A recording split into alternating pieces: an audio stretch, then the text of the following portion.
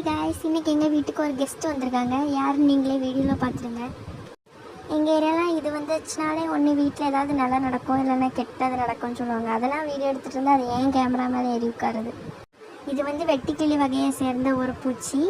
இது எங்கள் ஊரில் கும்பிடு புட்டான்னு சொல்லுவாங்க. உங்கள் ஏரியாவில் என்ன சொல்லுவாங்கன்னு மறக்காமல் கமெண்டில் சொல்லிடுங்க.